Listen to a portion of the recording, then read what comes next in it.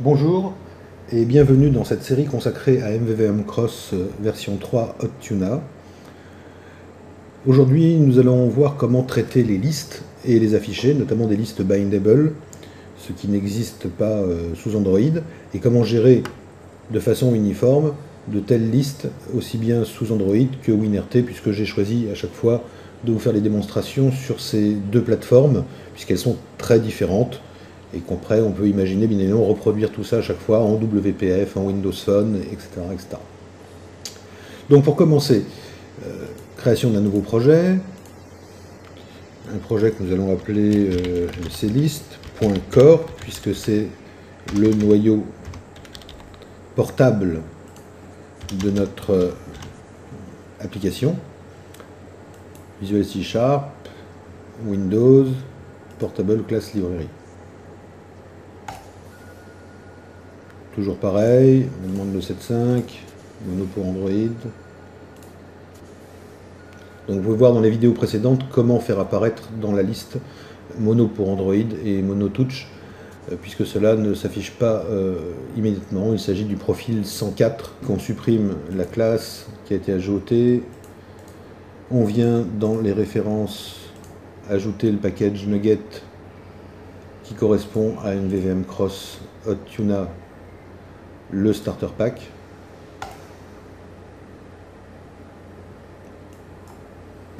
La plupart des choses qui sont ici ont déjà été faites. Créer un view model, le répertoire a déjà été fait.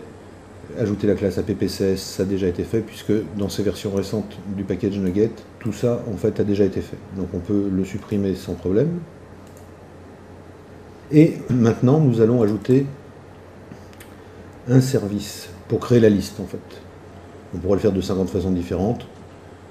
On va l'ajouter sous forme d'un service, donc on va créer déjà un sous-répertoire et on va ajouter une nouvelle classe et une nouvelle interface pour créer ce service. On va aller très vite, je vais vous passer sur la création de ce code.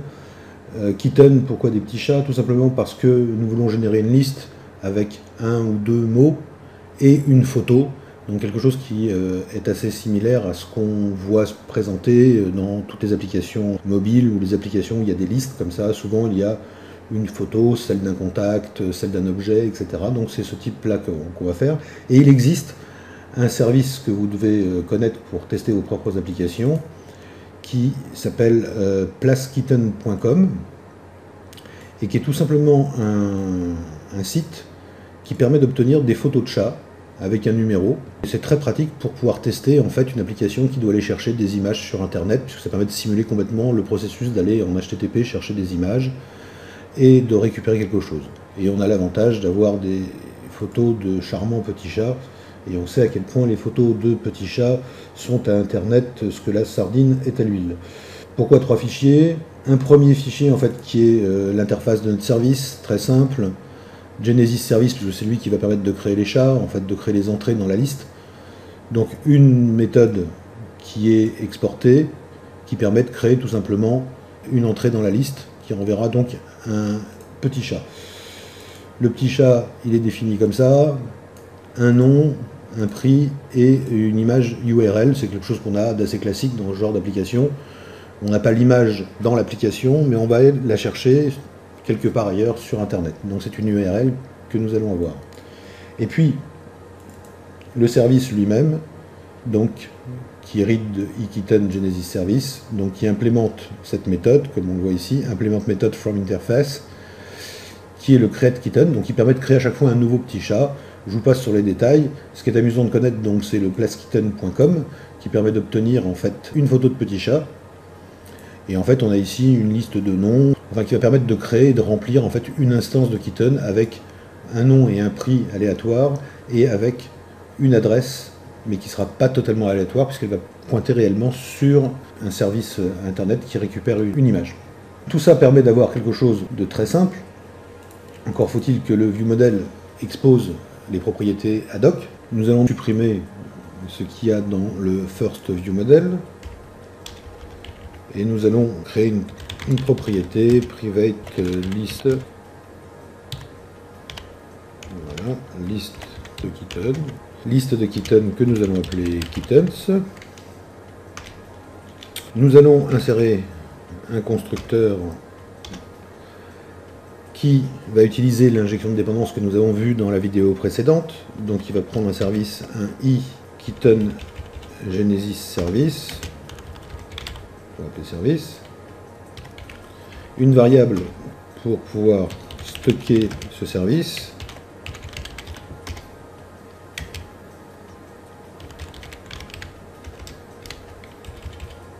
on stocke, et à partir de là on peut utiliser tout cela. Donc la première chose, une propriété publique, liste de kittens qu'on va appeler kittens, get return kitten, chose de très simple.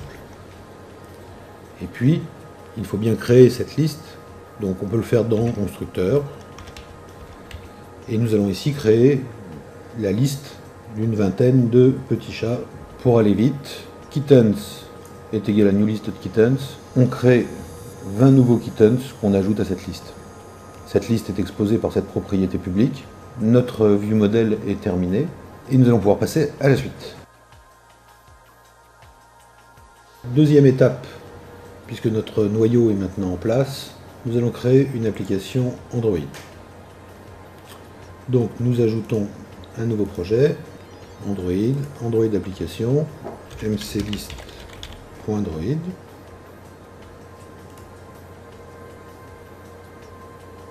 Voilà.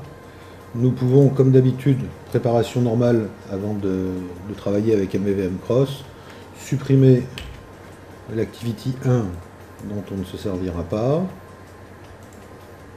et puis ajouter dans les références, package nugget, MVVM Cross, le Hot Tuna Starter Pack,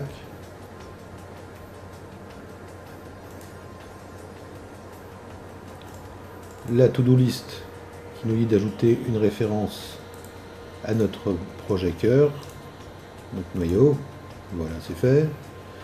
Le reste a déjà été fait, puisque dans les dernières versions des packages nuggets, MVVM Cross s'occupe de tout, donc on peut supprimer ce répertoire et son fichier qui est dedans. Nous avons bien un splash screen qui est conçu comme celui-là, un setup qui lance bien le core app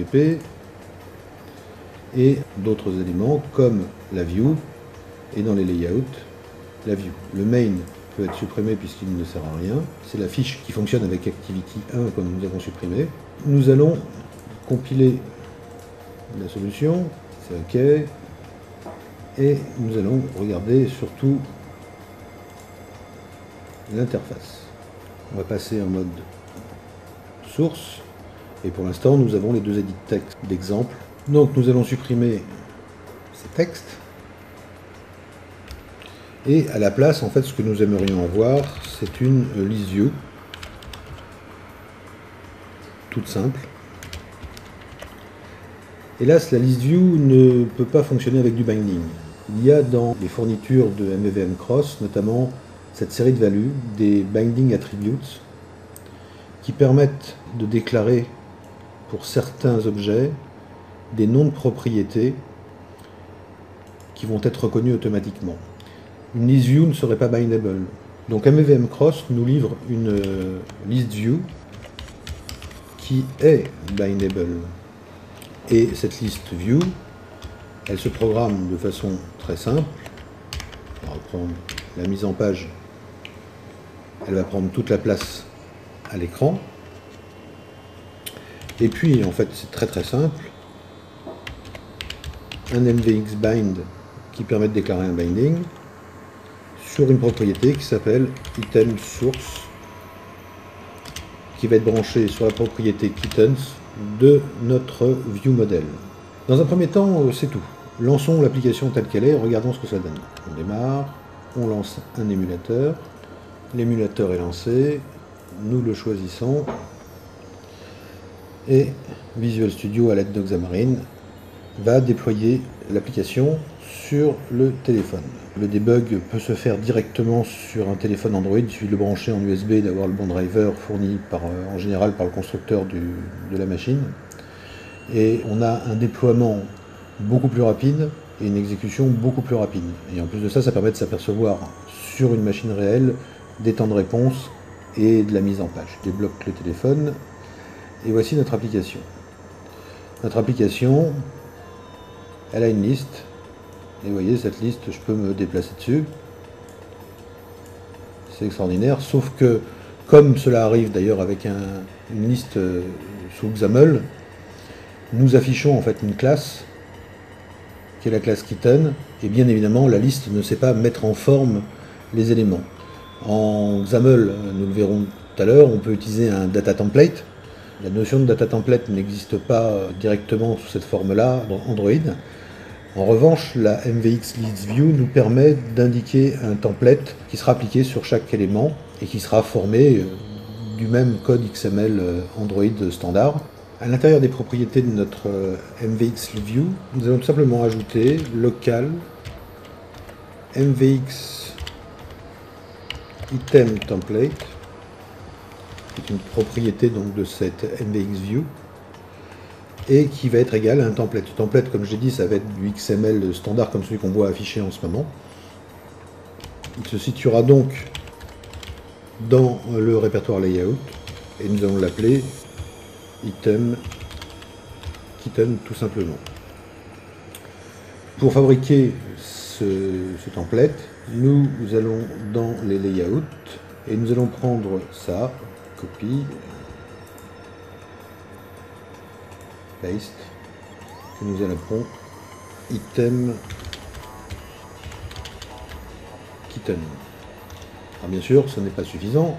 Maintenant, il va falloir le modifier pour créer un template pour notre petit chat. Nous allons donc supprimer la list view, ce template, et ce dont nous avons besoin, en fait, c'est un text view. Ce text view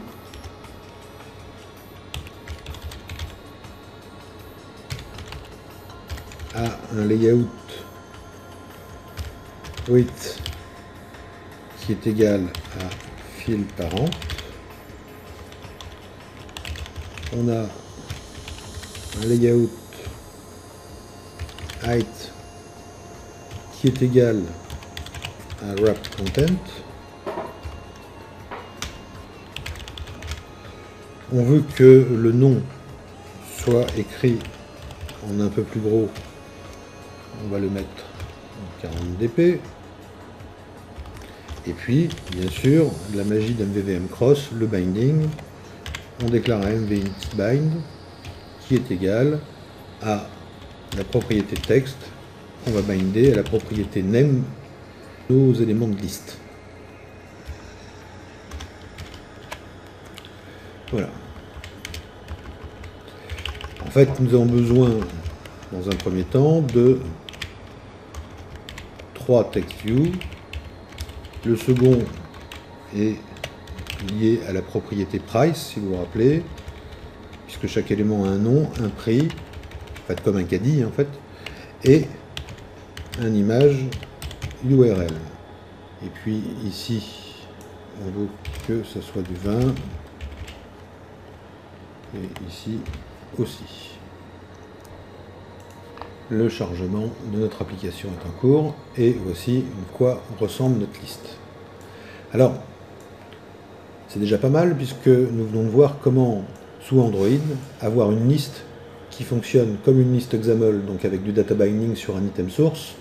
Et nous avons vu, comme sous XAML, comment pouvoir mettre en place un data template qui permet de mettre en forme, comme on le souhaite, chaque élément de la liste. Donc de façon vraiment très très simple.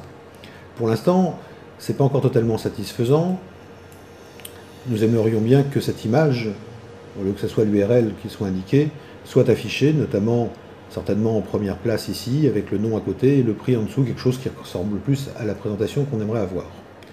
Nous allons donc voir comment ajouter en fait le chargement de ces images. Alors il faut savoir qu'il n'y a pas de composant image dans Android qui, comme sous XAML, accepte une URL pour être téléchargé automatiquement et affiché quand le téléchargement est terminé, etc., etc.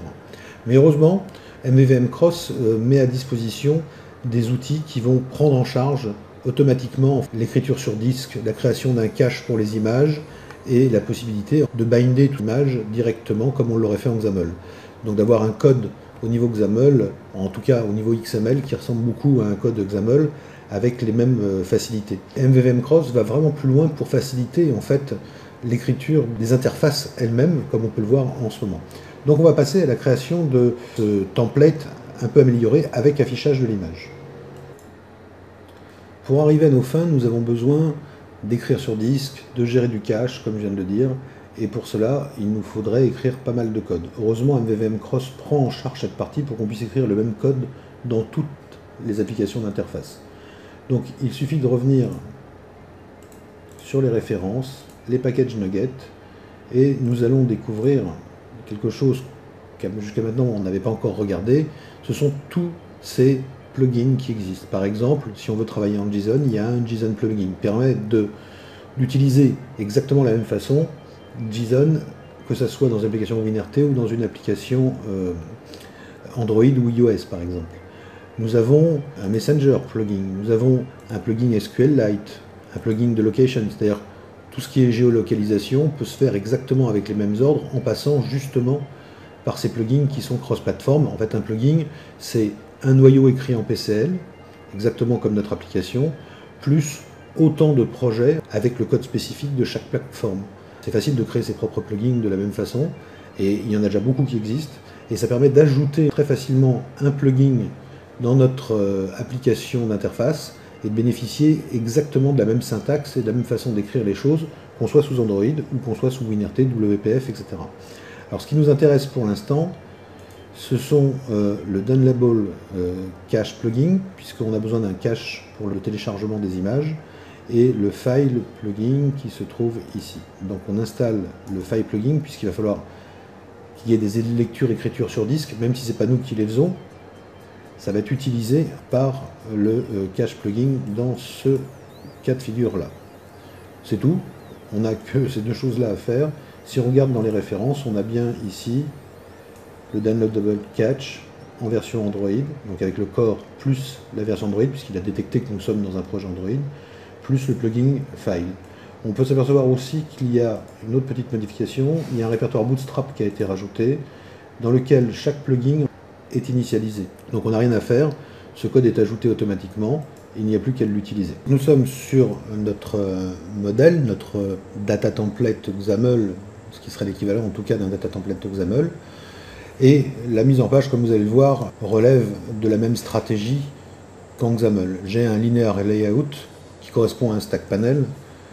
Ici il est en vertical et on a 3 text views, donc 3 text blocs qui sont les uns en dessous des autres. Ce qu'on veut, c'est avoir l'image à gauche et 2 text blocs l'un au-dessus de l'autre à droite. Donc le plus simple, c'est tout simplement de prendre ce modèle-là, de venir le mettre ici. Celui-ci ne va plus être vertical, mais va être horizontal. Et à l'intérieur, en vertical, nous allons avoir nos 2 text views. Et ici, notre linear layout qui se termine. Ce text view qui était lié à l'image URL, on le veut en première place, donc il va être ici, tout simplement. Et puis c'est pas un text view qu'on veut utiliser, c'est une image qui soit téléchargée depuis Internet. On a rajouté les plugins nécessaires, du coup on peut utiliser un MVX MVX Image View qui aura une largeur et une hauteur de 75 dp.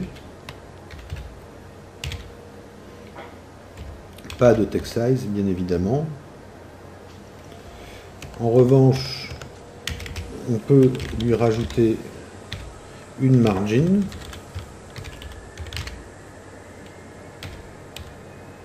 de 10 dp et puis bien sûr un binding. Alors dans un MVX Image View, la source c'est tout simplement image URL. Dans ce deuxième linear layout, bien sûr, les namespaces n'ont pas besoin d'être répétés, ils sont déjà déclarés en haut.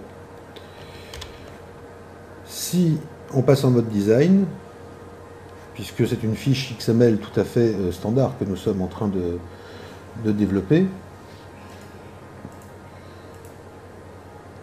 c'est celle-ci. On voit ici le MVX Image View avec ses margins, et à côté, ces deux text view qui sont à l'intérieur d'une sorte de stack panel, donc d'un linear layout. Il ne nous reste plus qu'à exécuter ce code pour voir si tout va bien. On démarre, on choisit la device,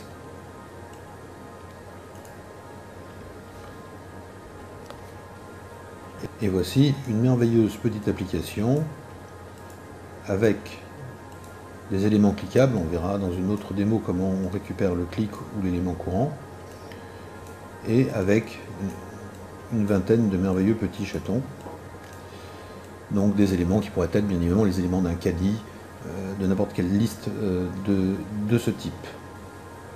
Dernier élément que je n'ai pas fait, mais là c'est parce que c'est dans l'émulateur que ça doit fonctionner. Dans les propriétés du projet, l'Android manifeste, il n'y a pas de manifeste, et il faut faire attention à ça, puisqu'il faut rajouter dans le manifeste les droits Internet à l'application pour que les choses soient gérées correctement quand on déploiera sur le store ou sur une machine réelle. Cette application en version Android est terminée, et il ne nous reste plus qu'à reprendre la même en version WinRT. Passons donc à la réalisation de la version WinRT de cette application. On ajoute un nouveau projet, Windows Store, une blanque app portant le même nom, mais un store,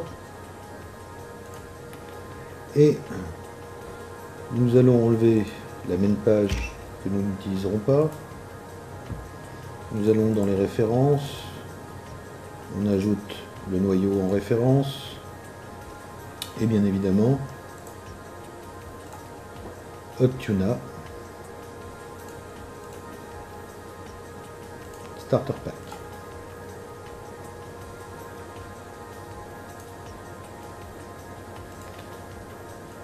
Beaucoup de choses sont faites automatiquement. On a rajouté notre noyau manuellement, mais la création des setups, etc. est faite. Par contre, il faut vérifier dans le app-xaml ici qu'il y a bien la séquence prévue.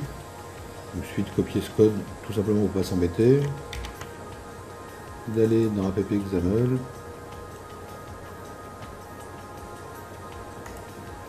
voilà, et après il suffit de créer des vues. Donc dans les vues nous avons déjà une first view, mais cette vue de démo qui est intégrée aujourd'hui ne nous intéresse pas, et nous allons ajouter un nouvel item qui est une vue. On a utilisé jusqu'à maintenant des basic pages, mais pour ce qui nous intéresse ici dans cette gestion de liste, il y a un modèle qui est beaucoup plus proche de celui que l'on cherche, c'est le items page qui présente une liste d'items. Donc on ajoute On répond oui, bien évidemment, à cette partie-là, qui rajoute un certain nombre d'éléments dans le répertoire Common. Donc dans le Common Layout Aware Page, l'héritage doit être celui-ci. On ne doit pas hériter de page, mais de ça. Et il faut supprimer les on-navigate handlers puisque la navigation est prise en charge par MVVM Cross. Et maintenant, d'ajouter du contenu et d'ajouter bien sûr notre propre fiche pour pouvoir réaliser une vue. On s'aperçoit que le modèle que nous avons choisi, donc d'item, crée par défaut une vue XAML qui est faite pour recevoir des items, pour rester cohérent bien sûr, puisque le matching entre les view modèles et les views se fait sur leur nom. Nous allons rappeler, nous allons renommer plus exactement cette view en first view. Il faut vérifier ici que les choses sont les mêmes, et ici classe first view. On va appliquer le rename. Il faut vérifier ici dans le code XAML que nous sommes bien sur la même classe. Donc là, nous avons notre première vue de l'application. Et ce qui va nous intéresser, c'est mettre en conformité les noms de binding. Comme nous avons choisi un standard de page qui gère une liste par défaut, bien évidemment, il y a un collection view source qui est déjà défini en haut de cette page. Il ne nous reste plus qu'à rentrer le nom de notre propriété, celle du view modèle qui appartient au noyau qui est en PCL. En fait, ce n'est pas tout. Il ne suffit pas de brancher la view source sur la bonne propriété. Comme il s'agit d'un modèle de mise en page, bien évidemment, si on regarde, on s'aperçoit que pour les parties horizontales, quand elle est en verticale, etc., la liste, les items sont mis en page avec des templates, le standard 80 item template, qui est utilisé à un certain nombre d'endroits. Donc en fait, ce qu'il nous faut, c'est tout simplement personnaliser ces templates, qui se trouvent dans le common. Ce sont des fichiers qui ont été rajoutés par notre choix d'un modèle de page sous forme de liste, et nous avons ici les start style. Et bien, on va le chercher. Donc ici nous avons un standard de 150 items.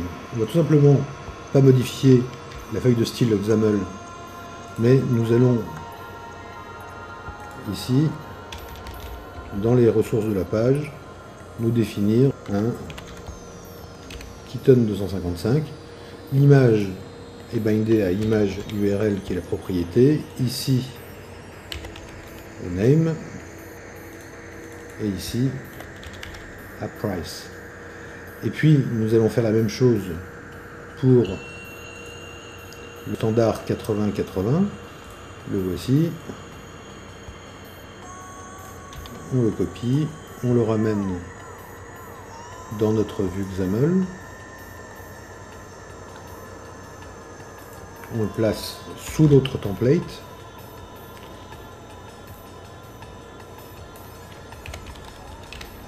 on lui donne un nouveau nom, et bien entendu, on fait les mêmes corrections. Image URL, name, et price. Reste à remplacer ici le standard 80 par notre propre template.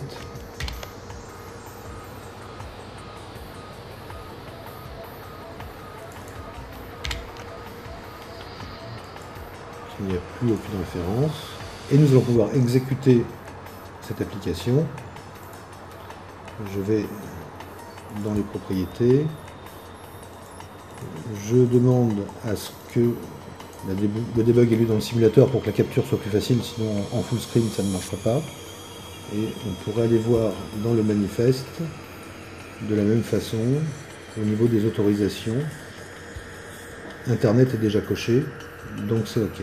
Il ne reste plus qu'à exécuter notre application pour voir ce que ça donne.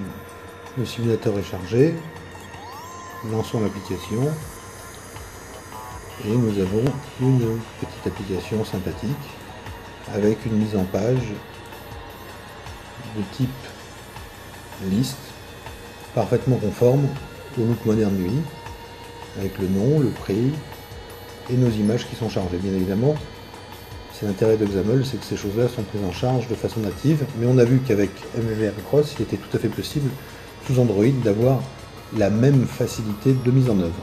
Voilà, c'est terminé pour cette démonstration de la gestion des listes avec MVVM Cross sous WinRT et sous Android, donc en cross-platform.